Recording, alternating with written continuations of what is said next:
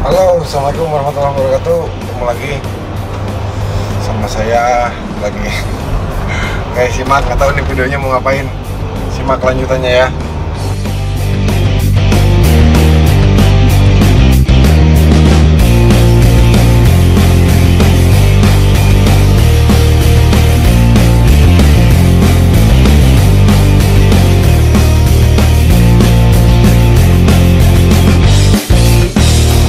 Oke, jadi memang udah lama kita nggak ngebahas ternak murai ya.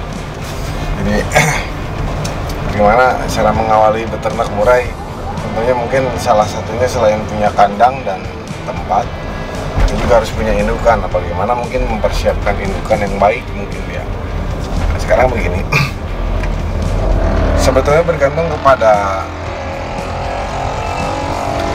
kapan proyeknya mau mulai gitu. Jadi artinya begini, kalau misalkan proyeknya nyicil, saya nanti suatu saat pengen ternak murai ini, tapi belum punya kandangnya, ya mungkin bisa diawali dengan ngambil trotolan dulu ya.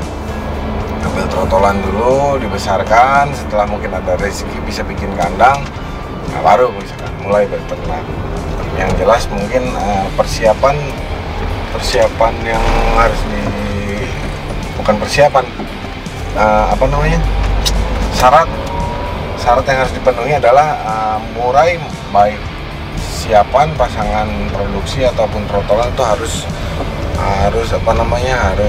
mapan ya, dalam artian jantan dalam keadaan gacor dan betina sudah mulai birahi. Terus lagi itu jika proyek jangka panjang, tapi mungkin kalau misalkan teman-teman sudah ready,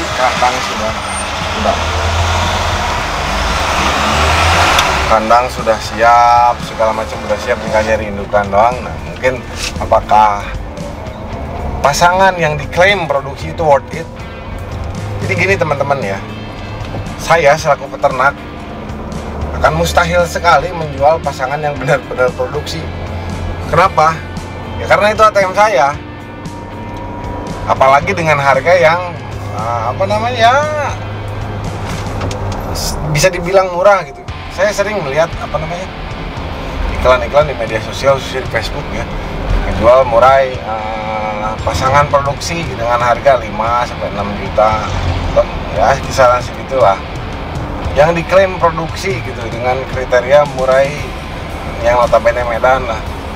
Saya pribadi punya, nggak akan saya jual segitu. Kenapa?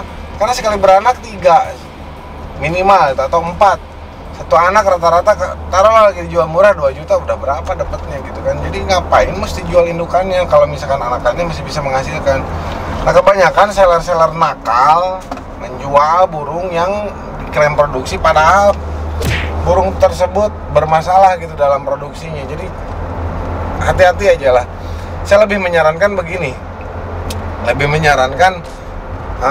beli jantan yang gacor bener, yang punya karakter bagus menurut teman-teman, katurangannya oke, tinggal pilihkan betina. Karena apa? Sifat burung murai itu fighter ya, jadi nggak akan mungkin jodoh dari satu kandang dimasukin ke kandang lain dia akan langsung kawin, nggak mungkin. Dia tetap pasti berantem karena teritorinya berubah gitu. Berarti itu seller-seller yang menjual katanya pasangan yang disatuin dalam satu kandang itu bohong ya Om?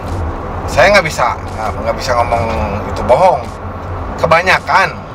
Bukan kebanyakan, kita bicara logika aja lah. Oh ini pasangan produksi bagus gitu kan, ujung-ujungnya begitu diambil macet, mati, atau masalah lain. Ya bisa jadi sebagian besar mungkin ya, tapi nggak semua juga gitu kan. Mungkin ada yang memang benar-benar jual butuh, dia punya satu pasang dan terdesak kebutuhan hidup, akhirnya dia butuh uang besar dijual, bisa aja seperti itu. Tapi rata-rata kalau memang beli ke penjual yang artinya pedagang lah, pembeli ke pedagang pesan saya yang pasangan gitu, itu nonsen lah, bohong. Mungkin si Om ada saran untuk pemula cara memilih indukan agar berhasil ternak dan produksi gitu Om? Nah itu tadi yang saya bilangin ya, kalau memang mulai dari trotol itu bisa sangat sangat-sangat bisa untuk diproduksi, tapi waktu memeliharanya akan lama. Kenapa sangat mudah untuk produksi? Karena apa? Kita dengan waktu merawat itu kita mulai mengenali karakter baik jantan ataupun betinanya. Tapi kalau memang memilih ngekip trotolan untuk menjadi indukan, itu jeda waktu 1 tahun. Artinya kita keep jantan dulu, setelah jantan umur 1 tahun baru kita ambil betinanya. Nanti mudah-mudahan di sesi berikutnya setelah jantannya gacor, terus si betinanya ini sudah masuk masa birahi sekitar umur 7 bulan, itu bisa langsung produksi. Tuh, yang kedua kita membeli, sarannya itu harus beli, prinsipnya beginilah, jantan itu harus sehat dan gacor gitu ya, nggak peduli dia cacat, yang penting masih bisa kawin. Ini kita kalau lagi bicara selon-selonan ya, paruhnya bengkok bisa produksi nggak? Bisa. Kakinya bengkok bisa produksi nggak? Bisa. Produksi itu bukan pakai paruh, pakai kaki ya, pakai alat kelamin. Selama burung itu punya alat kelamin, bisa produksi. Tinggal mungkin ya disesuaikan saja. Kalau memang kakinya bintang begitu, tangkringannya kita coba yang rendah-rendah gitu, biar bisa kawin. Nah, terus lagi apa lagi? Pokoknya jantan itu harus sehat, produksi. Jantan itu harus sehat dan gacor gitu ya. Itu baru bisa produksi gitu. Ya, karena gacor ini salah satu tanda burung tersebut birahi.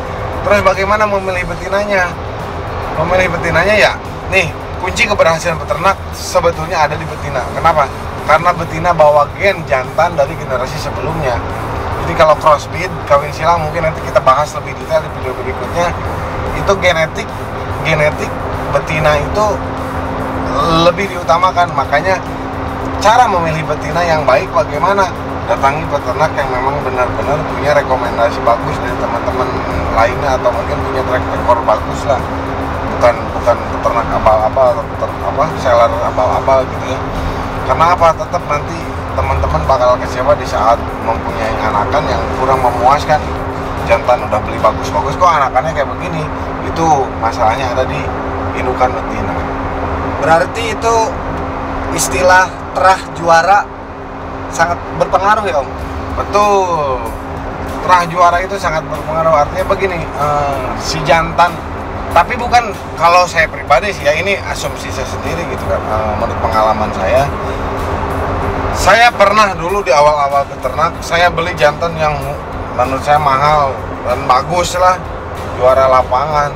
Saya kawinkan dengan indukan yang terus terang memang dulu beli asal-asalan saya ya, awal-awal mulai ternak.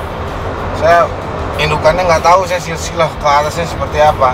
Begitu anakan ya, sangat sulit sekali untuk menentukan karakter anaknya akan seperti apa, karena ya seperti begitu aja. Cuman saya dapat saran dari beberapa teman, oke nggak apa-apa, dia bilang keep aja betinanya gitu, jantannya jual gitu kan.